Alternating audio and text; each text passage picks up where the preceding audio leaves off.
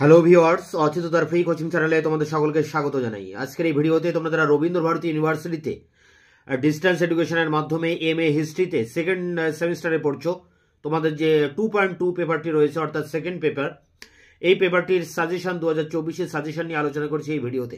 তো দেখো, তোমাদের এখানে 4টি ইউনিট রয়েছে। তার মধ্যে প্রথম যে ইউনিটটি রয়েছে সেই ইউনিটে 10 নম্বরের জন্য যে সমস্ত প্রশ্নগুলো ইম্পর্টেন্ট রয়েছে, দেখো প্রথম প্রশ্ন, how would you characterize the major trend in the caste politics in colonial India? What did the role play by Dr. B.R. Ambedkar, Jyotirao Phule and Ramswamy Naikar in this context? এর বাংলা করলে দাঁড়ায়, ঔপনিবেশিক ভারতে জাতপাতের রাজনীতি প্রধান প্রবণতাগুলি আপনি কিভাবে চিহ্নিত করবেন? এই প্রসঙ্গে আম্বেদকর, জ্যোতিরাও ফুলে এবং রামস্বামী নাইকারের ভূমিকা কি ছিল? এটি প্রথম প্রশ্ন, খুবই ইম্পর্টেন্ট প্রশ্ন। এরপরে দেখো যেটা রয়েছে 2 দাগের প্রশ্ন, how do you explain the aristocratic reaction in British policy after 1857? 1857 সালের পর ব্রিটিশ নীতিকে আপনি কিভাবে অভিজাত প্রতিক্রিয়া হিসেবে ব্যাখ্যা করবেন? এই দুটি প্রশ্ন ভেরি ভেরি ইম্পর্টেন্ট প্রশ্ন। আশা করি এই দুটি প্রশ্ন করলে তোমরা একটা কমন পেয়ে যাবে। এছাড়াও তোমরা আরো দুটি প্রশ্ন এখানে করে রাখতে পারো প্রথম ইউনিট থেকে। প্রথম প্রশ্ন, discuss the changes of agrarian economy in colonial India. ঔপনিবেশিক ভারতে কৃষি অর্থনীতির পরিবর্তনগুলি লেখো।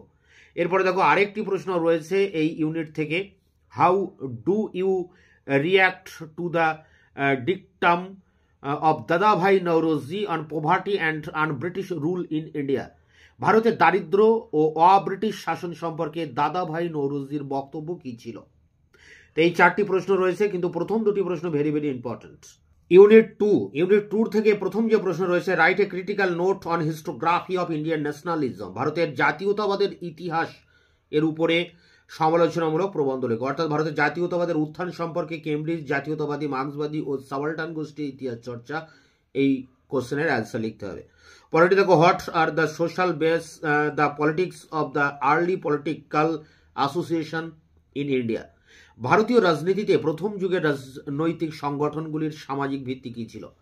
অর্থাৎ প্রাক কংগ্রেসি যে সমস্ত সংগঠনগুলো রয়েছে সেই সংগঠনগুলোর উপরেই প্রশ্ন লিখতে হবে। পরেরটি 3 দাগের প্রশ্ন, how do you explain the dominations of Chitpavan Brahmin in the political economic scenario of Maharashtra?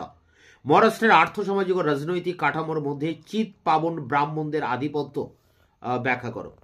এবং শেষ প্রশ্ন দেখো সেকেন্ড ইউনিটের, discuss the rise and growth of communalism in colonial India politics. ভারতীয় রাজনীতিতে সাম্প্রদায়িকতার উদ্ভব সম্পর্কে লেখো। ইউনিট 2 থেকে আরো কয়েকটি প্রশ্ন এক্সট্রা দেখবে, যেমন how do you explain the emergence of Indian National Congress in 1885?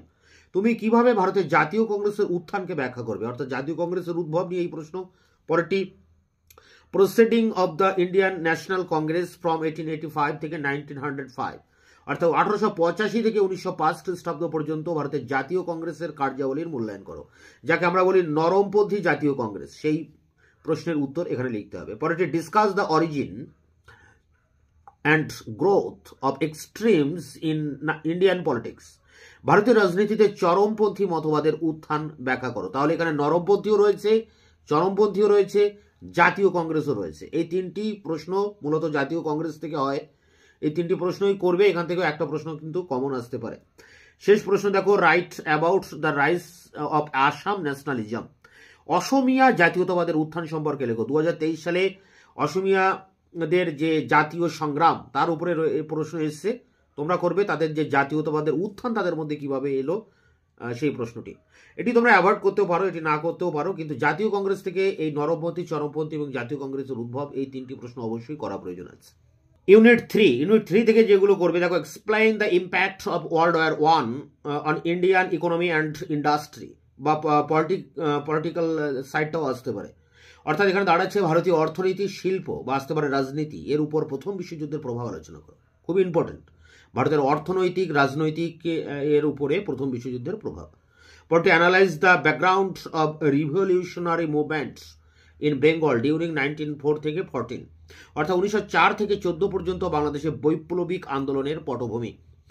পরেরটি দেখো, write a note on a rise and growth of working class movement in India in the early 20th century। বিংশ শতকের প্রথমার্ধে ভারতের শ্রমিক শ্রেণীর আন্দোলনের উত্থান ও বিস্তার সম্পর্কে প্রবন্ধ লেখো। পরেরটি এবং শেষ প্রশ্ন, ইউনিট 3 থেকে, discuss the impact of home rule movement in Indian politics. ভারতীয় রাজনীতিতে হোম রুল আন্দোলনের প্রভাব লেখো। এখানে 4টি প্রশ্ন রয়েছে ইউনিট 3 থেকে। প্রথম 2টি প্রশ্ন খুবই ইম্পর্টেন্ট।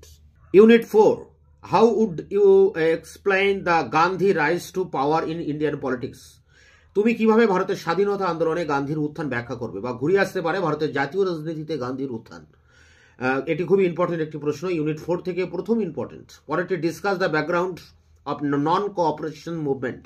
অসহযোগ আন্দোলনের পটভূমি আলোচনা করো। পরেরটি দেখো, ডিসকাস অ্যাবাউট রাওলাট সত্যাগ্রহ।